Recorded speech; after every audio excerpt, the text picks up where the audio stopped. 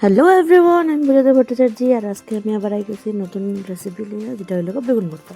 বেগুন ভর্তা আমরা সবাই ঘরে খাই, এক একজন এক এক রকম খাই। আমি কীরকম খাই ওইটা আমি আজকে শেয়ার করতেছি।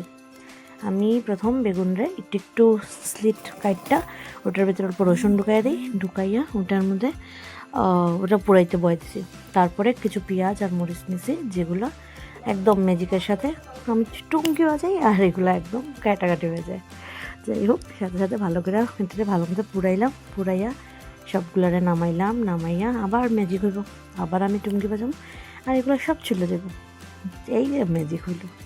হওয়ার পরে কড়াইয়ের মধ্যে তেল দিয়া ওটার মধ্যে পেঁয়াজ আর মরিচ যেগুলো আসলে ওগুলো দেওয়া দিছি, ভালো মতো নাড়াইয়া ওটার মধ্যে লবণ, অল্প হলুদ, একদম সামান্য গুঁড়া লঙ্কা, অল্প জিরা দিলাম।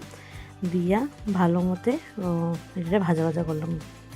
কইরা এই যে দেওয়া হইতেছে যেগুলো অল্প অল্প করে ভালো মতে এটারে একটু একটু মানে যতক্ষণ পেঁয়াজটা একটু নরম না হয় ততক্ষণ ভালো মতে ভাজলাম।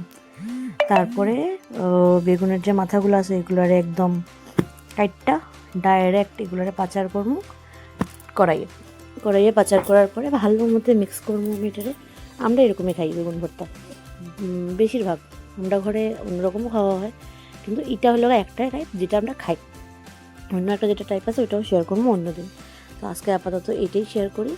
তো যেখানের মধ্যে ভালো মতো পেঁয়াজ টিয়াজ যখন ভালো মতো ভাজা হয়েছে ওটার মধ্যে আমরা ইয়েটা দিয়ে দিলাম, বেগুনটারে দিয়ে ভালো মতো মিক্স করতে হবে। ওইটারও বেগুনটারও একটু ভালো মতো ভাজা করতে হবে ওইটা। তারপরে একদম গরম গরম বেগুন পুরার মধ্যে একটু ধনিয়া পাতা ছিটিয়ে দিলে এটার মজা তো আহা হা কী কম। এটা আর গরম গরম ভাত সাথে গরম গরম বেগুন পোড়া একদম দুর্দান্ত কম্বিনেশন। আর কি চাই, আমার তো আর কিচ্ছু চাই না এই দুটা হলে। আপনারা কি আর কিছু চাই? কমেন্টে জানাইবেন। Thank you. আর এরকম ভালো ভালো রেসিপি দেখতে থাকবেন। Thank you so much.